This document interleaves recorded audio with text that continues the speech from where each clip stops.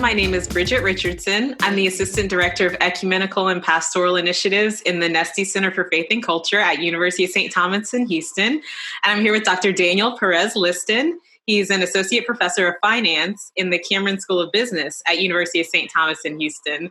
So, Dr. Perez, thank you so much for joining me today. Thank you for inviting me, Bridget. Thank you very much. Yeah, and I'm super excited to talk to you because you were featured in the news recently for something very interesting, and it's a coin shortage that we have in the United States. So maybe could you lay the groundwork and describe a little bit about that for us? Yes, Telemundo invited me to, and Telemundo is the Hispanic-speaking network here in the United States, and they invited me to talk about this coin shortage that the U.S. is experiencing. So I was invited, and I explained what the reasons are and so on. But anyway, so for those of you that haven't noticed, and I know a lot of you guys use credit cards and you use your phone to pay for things, but there's a lot of folks that actually do use cash, and they use coins to pay for their things. And right now there's a currency, basically a coin shortage, or I guess not a shortage, but a lack of circulation, right? The coins aren't circulating around the country as much as they used to. So if you go maybe to HEB or you go to Walmart or a place like that, maybe you want to pay with cash, but they don't have the coins to give you back any change, basically. So one of the things that's causing that is the economy slowed down quite a bit. And then the other thing that's causing that is that like in March and April, they actually shut down, or not shut down, but they reduced the production of coins here in the United States. And that led to a shortage of production. So right now they're trying to ramp up the coin circulation, if you will, and also the production of coins in the U.S.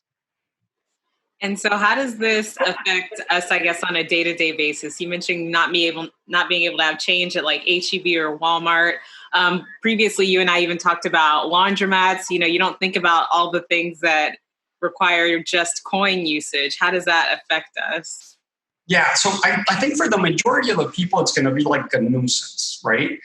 It's not really like a big economic impact on the U.S., but for a lot of people that do use cash and coins to pay for things, a lot of people in the United States don't have checking accounts. They don't have savings accounts, or credit cards. So they use actually cash and coins to pay for things. So for those folks, I think there's a bigger impact, and just just the inconvenience, I guess, or maybe people not giving you your cents back, right? I mean, if they owe you 20 cents, they won't give it back to you. So.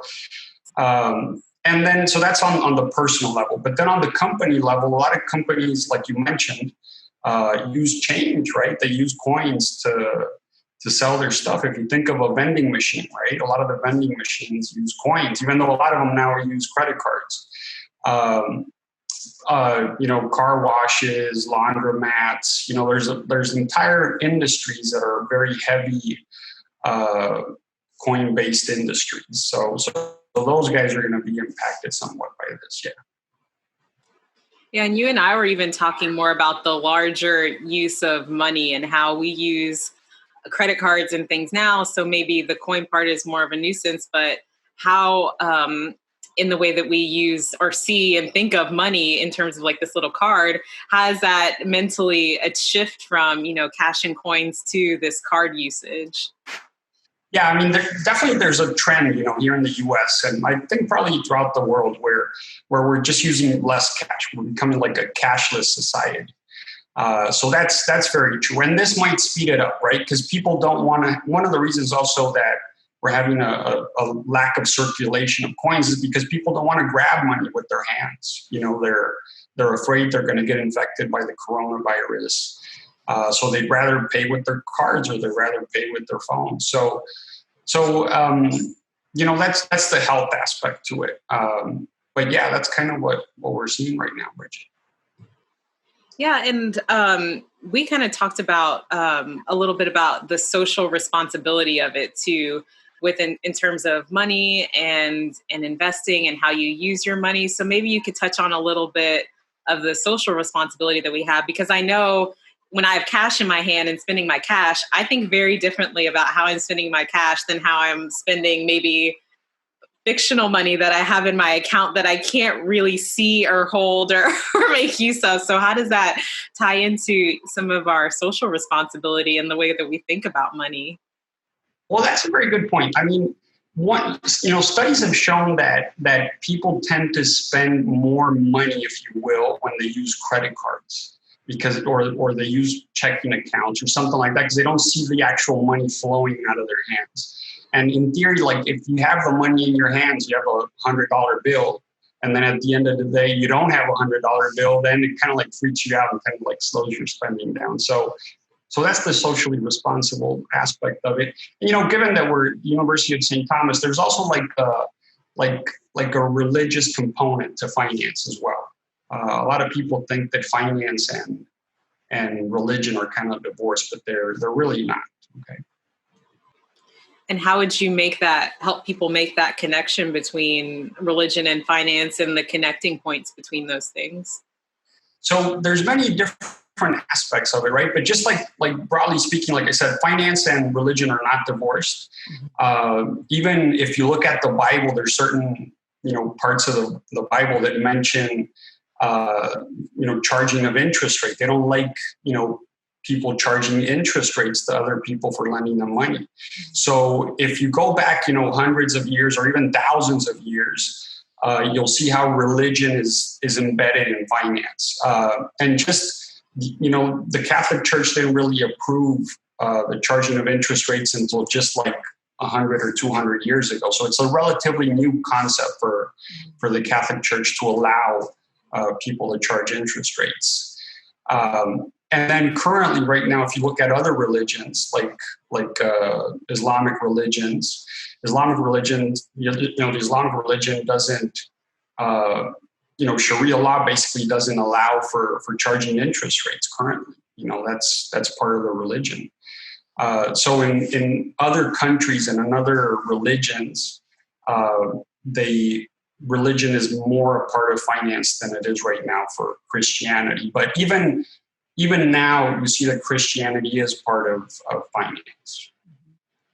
Yeah, that's an interesting thing to talk about because in the Center for Faith and Culture, in one of our courses, we talk about, payday loan places and how just is it to have these establishments and the interest rates that go along with it. So maybe you can touch on that a little bit and how that is even connected with, what we should be charging people and who we're charging these interest rates to, right? That's a great example, and particular Catholics are very, helpful to the poor, right? That's part of Catholicism. Mm-hmm. And definitely when you have these payday loans where you're charging ridiculous interest rates of 300, 400%, it really goes against what the Catholic Church espouses, right? So in that sense, in the past we weren't charging interest rates, then the Catholic Church kind of stepped back from it's okay to charge interest rates. But if you look at it from the religious perspective, it's still not okay to charge these ridiculous interest rates, especially to people who need it. Because we know that payday loans are usually for people who need it more, So it does, current laws, because sometimes there's the saying, right, where something can be legal, but maybe it's not ethical, right? So right now we're seeing a lot of laws that might be legal, but they're unethical, and they're really unethical in terms of some religions, depending on the values of the religion. Yeah, and even under that thought of ethics and finance and religion, when you combine all three working together, it's a really interesting way of thinking about the way it operates in the United States. So how do those things fit in together? And, especially Christians, like how do we even, how can we even make a change in that or be a voice in that flow of finance, ethics, and religion? Yeah. So it's interconnected. I'm glad you mentioned, ethics, religion, and finance, right? So they're all interconnected, even though people usually think of numbers as being hard, mechanical, and cruel, right? But it's not. It's actually connected because these laws, we know that religion somehow makes its way into the laws of countries, right? And a lot of the laws are based on religion, right? Basically, so our religious values do influence the laws that we pass, and in this case, financial laws or financial regulation. So it kind of makes its way that way. And then, just and of course, I just want to make for people not to think that like I'm a religious expert. We have like a ton of religious experts at the university that know a lot more than I do. So I'm a finance expert, but I don't know as much as like some of you guys know about religion. But I do know that there's this link and this bridge, and I want people to be educated. And just to give you an example, Bridget, they've done studies where they've looked at how CEOs perform, right? And they look, okay, are these CEOs Catholic? Are they Protestants? Are they Jewish? They look at the CEOs by their religion, and then they look at the company's performance, and is there a relationship between, the religion of the CEOs and the company performance? And they found a link between that, right? And one of the things that they found is that Catholic CEOs are actually more conservative with their money, right? And they borrow less money and they take less risk, right? So there is a link there. And if you think of like, just generally speaking, financial decision making, right? Religion is kind of making its way into financial decision making. Mm-hmm. And is that, you're talking about CEOs, so that could be on like, a global scale even, where that dictates how you're using your money or how you're managing it within your company, right? Exactly. So the example I just gave you, the Catholic CEOs appear to be more conservative with the money, right? They tend to take out less loans, take less risk. So it's impacting decision making. So I think just if your audience is cognizant, right, and that they recognize that their religious beliefs are actually impacting their financial decision making, I think if your audience, just looks at that and recognizes that, I think we've done a good job, kind of teaching our audience what we're looking at. Yeah, and that you and I briefly touched on it. That kind of leads into thoughts about investing, like where are you putting your money? If you do have that connection, like, I know that impact investing is it's not new, but it's definitely something that people feel very passionate about, right?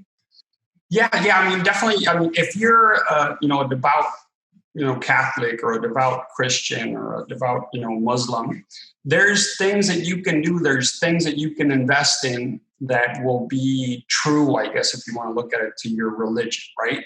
So, for example, there's Catholic mutual funds. A mutual fund is basically a place where you can put your money, and then the mutual fund turns around and invests that money for you, right?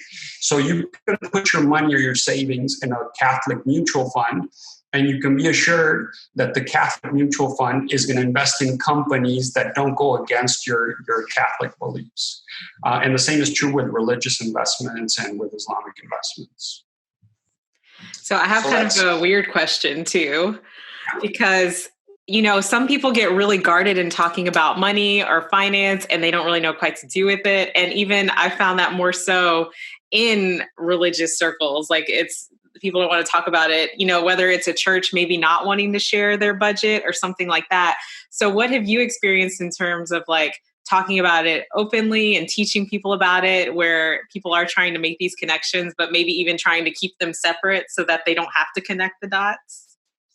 Yeah, I mean, like you said, money's a touchy subject, and people respond differently to this. But I think just basically the more transparency, I think the better. I think, when things are transparent and out there, people can make better informed decisions. So if you're giving advice to a friend, if he's more open and truthful about it, they can get better advice that way. So that's kind of one thing. But there is, like I mentioned in our discussion before, Bridget, there's this huge trend, right, of people wanting to invest according to their beliefs, right? And this mutual fund industry that I talked about, and this like religious-based investing, has grown tremendously. I think the last number that I saw was like $8 trillion worth of money invested in these types of funds, and so it's grown tremendously because people want to invest while doing good at the same time, right? And the opposite side of the coin, Bridget, is like socially irresponsible investing, right? Let's say you're Catholic, right? You don't want to be investing maybe like in a company that might be involved in, cigarette making that kills people, or alcohol, or maybe even weapons, right? Weapons kill people. So maybe you don't want to invest in that. So there is this spot for people to invest based according to their values. And that's interesting, because what you're calling into it is to, really make it a holistic understanding of yourself, how you use your money, and what you're choosing to use your money for, right? Exactly. So, and that's been a trend that we've been seeing. I think for a few decades we've seen this trend where it's been like desecularization, and just profit. But now we're seeing this trend where people don't just want to look at profits. They want to look at the social aspect of making money, and how can we make money while doing good at the same time. And in this case, doing good, but also adhering to your religious values while you're doing good. And is there an age or a generation associated with that? Or is it just kind of across the board, people are making this shift? I think people are making this shift across the board. When I tell you that there's $8 trillion worth, invested in that, that's a lot of money. Just to give you a perspective, the Mexican economy is like $1.5 trillion, right? Or the Texan economy is like $1.5 trillion. So you're talking about a lot of money worldwide invested in these kinds of funds. But yeah, that's kind of what we're seeing. And I think, people need to make good financial decisions based on ethical rules or guidelines, or values. In finance, Bridget, we have what's called a CFA, right, which is a certification for basically a chartered financial analyst, right? So it's a high level kind of certification for financial analysts, and a big component of that is ethics, because whenever you give your money to someone, they need to be ethical with that money, right? They need to do good with that money. You're not going to give your money to someone that's going to steal your money, right? So ethics in finance are very, very important. And I think we're seeing this trend now where religious beliefs are, added into the equation as well. That's so interesting to me. And just to tie it all together, how could, just maybe someone who's starting out in investing, or even they don't know much about impact investing, how do they get started to understand, like, okay, I want to do something, I want to do it in the right way. How do I do that? That's a good question. That's a very good question. And you know what? I hate to say it, but the answer is probably just Google it, right? I mean, we Google everything nowadays. But yeah, if you Google like Catholic mutual funds, then you can, find a place to invest your money into these Catholic mutual funds. One example off the top of my head is this Ave Maria Catholic Fund.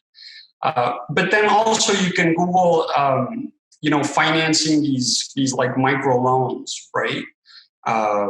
So now there's this big trend of just, providing small loans to small entrepreneurs, right? Microfinance. We call it microfinance.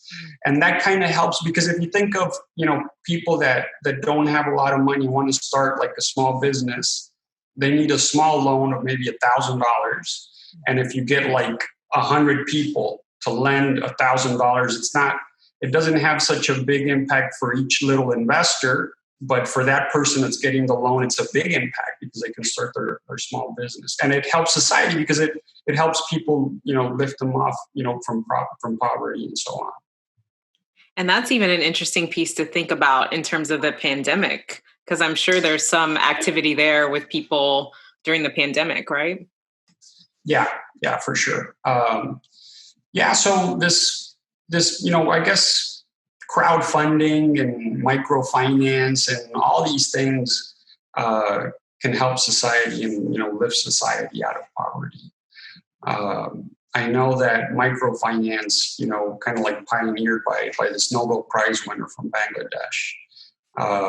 But yeah, it's important, I think it's important. I think it's important for people to recognize that their beliefs and their religious values do have an impact. Well, thank you, Dr. Perez, so much for this conversation about how it's all connected together. And, I love talking about finances. I think it's so fascinating, and to talk about how people use their money, but I'm preaching to the choir when I say that to you. Yeah. What can I tell you? I like finance. Thank you, Bridget, so much. Thank you for the chat, good discussion, and hopefully some folks learn some stuff out there.